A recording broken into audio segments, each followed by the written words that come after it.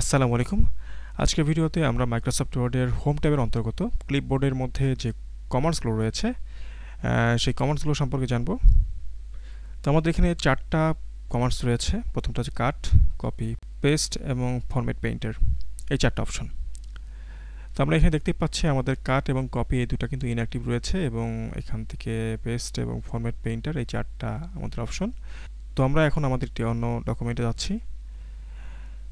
তো এখন আমাদের এই ডকুমেন্টে আমাদের কিছু টেক্সট রয়েছে। আমরা চাচ্ছি যে এই টেক্সটগুলোকে এই কপি, কাট বা যে কাজগুলো রয়েছে সেগুলো করতে। তো আমরা এই টেক্সটটাকে যখনই সিলেক্ট করব তখন দেখতে পাচ্ছি আমাদের এখানে কিন্তু কাট অপশনটা কিন্তু অ্যাক্টিভ হয়েছে। এখন যদি আমরা এই টেক্সটটাকে কাট করতে চাই, সেক্ষেত্রে আমরা টেক্সটকে সিলেক্ট করার পর কিবোর্ড থেকে কন্ট্রোল এক্স কিংবা আপনি এখানে ক্লিক করে সরাসরি কিন্তু আপনি কাট করতে পারবেন। তো আমাদের টেক্সটটা কাট হয়েছে। এখন যদি আমরা নিচে গিয়ে এখানে যদি পেস্ট করি তাহলে কিন্তু আমাদের টেক্সটটা এখানে চলে আসলো। তো পেস্ট করার ক্ষেত্রে আপনি চাইলে কিবোর্ড থেকে Ctrl+V ইউজ করতে পারেন। তো এরপর আমরা দেখব আমাদের কপি অপশন সম্পর্কে।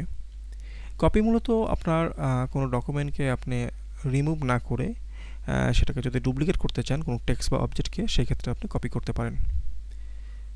তো এখন যদি আমাদের ডকুমেন্টে আমরা যাই, আমরা চাচ্ছি যে আমাদের এই প্যারাগ্রাফটা ডুপ্লিকেট হোক, সেক্ষেত্রে আমরা জাস্ট প্যারাগ্রাফটা সিলেক্ট করলাম।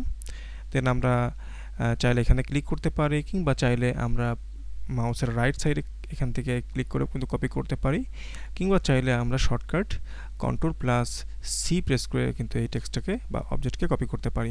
তো আমরা জাস্ট কপি করলাম। দেন আমরা যদি এখান থেকে এন্টার প্রেস করে এখানে যদি পেস্ট করি, এটা দেখতে পাচ্ছি আমাদের এই টেক্সটটা কিন্তু ডুপ্লিকেট হিসেবে এখানে চলে আসলো। এখন আমরা জানব আমাদের পেস্ট সম্পর্কে, যে আমাদের যে অপশনগুলো আমরা কপি বা কাট করি সেগুলো মূলত ক্লিপবোর্ড থেকে আসে। এখন যদি আমরা আমাদের পূর্বের ডকুমেন্টে যাই, তো এখানে আমাদের ক্লিপবোর্ডের এই যে কর্নারে এখানে ক্লিক করলেই আমরা এখানে দেখতে পাচ্ছি আমরা যে প্যারাগ্রাফগুলো এখান থেকে কপি করেছিলাম বা কাট করেছিলাম সেগুলো কিন্তু এখানে শো করছে। তো আমি ক্লিয়ার করলাম। তো আমি জাস্ট এখানে প্যারাগ্রাফ সিলেক্ট করলাম, এখানে জাস্ট কপি করলাম। কপি করার সাথে সাথে দেখতে পাচ্ছি আমাদের কিন্তু এখানে ক্লিপবোর্ডে কিন্তু আমাদের সেই প্যারাগ্রাফটা চলে আসছে। এখন যদি আমরা এন্টার দিয়ে এখানে জাস্ট পেস্ট অল দেই, তাহলে কিন্তু দেখতে পাচ্ছি আমাদের এই টেক্সটটা কিন্তু এখান থেকে ক্লিপবোর্ড থেকে সরাসরি এখানে চলে আসলো। তো পেস্ট করার ক্ষেত্রে আপনি 4টা অপশন পাবেন। এখানে দেখতেই পাচ্ছেন যে প্রথমটা হচ্ছে আমাদের কিপ সোর্স ফরম্যাটিং, অর্থাৎ এই টেক্সটটা যদি ভিন্ন কালারে থাকতো, ধরুন এই কালারে আছে। এখন আমি টেক্সটটাকে প্রথমে সিলেক্ট করে দেন কপি করলাম। এখন এটা যদি আমি ঠিক নিচে গিয়ে যদি এখান থেকে পেস্ট করি, তো দেখতে পাচ্ছি আমাদের কিন্তু এটা এই ফরম্যাটিংয়ে এই কালার সহ আসলো না। তো এর কারণটা কি? এর কারণটা হচ্ছে যদি আমি এখান থেকে ক্লিক করি, এটা 4টা অপশন দেখতে পাবো। তো প্রথমটা হচ্ছে আমাদের ফরম্যাটিং সহ, অর্থাৎ যেখান থেকে কপি করেছি ডকুমেন্ট এই সেম ফরম্যাটিংয়ে এটা চলে আসবে। দ্বিতীয়টা হচ্ছে আমরা যদি এখান থেকে মার্জ ফরম্যাটিং করতে চাই, অর্থাৎ আমরা যদি কোনো ওয়েব থেকে নিয়ে আসি কোনো ফরম্যাটিং, সেটা কিন্তু এখান থেকে মার্জ করা সম্ভব। থার্ড হচ্ছে এটা পিকচার আকারে আসতে পারে, যেমন এটা কিন্তু পিকচার, এই যে পিকচার আকারে দেখতে পাচ্ছি। আর লাস্ট হচ্ছে যে আমি কোনো আসলে কোনো স্টাইল চাচ্ছি না, জাস্ট এটা টেক্সট আকারে আসবে, সেক্ষেত্রে আমি এখান থেকে ক্লিক করে কিন্তু just keep text only select করলে কিন্তু আমাদের জাস্ট টেক্সট হিসেবে কিন্তু এটা চলে আসবে। অর্থাৎ আপনার ডকুমেন্টের যে কোনো টেক্সটকে যখন আপনার ওয়েব থেকে যখন কপি করে নিয়ে আসবেন, তখন অবশ্যই কিন্তু আপনার এই ব্যাপারটি খেয়াল রাখতে হবে যে আপনি কিভাবে সেই টেক্সটটাকে ডকুমেন্টে নিতে চাচ্ছেন। তো সেই ক্ষেত্রে আপনার পেস্টের এই 4টা অপশন কিন্তু ব্যবহার করতে পারেন। এরপর আমরা জানব ফরম্যাট পেইন্টার সম্পর্কে। তো আমরা আমাদের ডকুমেন্টে চলে গেলাম। তো এখান থেকে আমাদের ডকুমেন্টের এই টেক্সটটাকে আমরা রিমুভ করে দিয়ে আমরা একটা হেডিং নেব। এখান থেকে এটাকে আমরা হেডিং হিসেবে ধরলাম, এবং এটাকে আমরা আরেকটা হেডিং হিসেবে নিলাম। তো এই টেক্সটটাকে আমরা প্রথমে এটার সাইজটা বাড়িয়ে দিলাম, তারপর এটাকে আমরা এটার ফন্ট চেঞ্জ করলাম, এবং সেই সাথে এটার একটা ব্যাকগ্রাউন্ড দিলাম।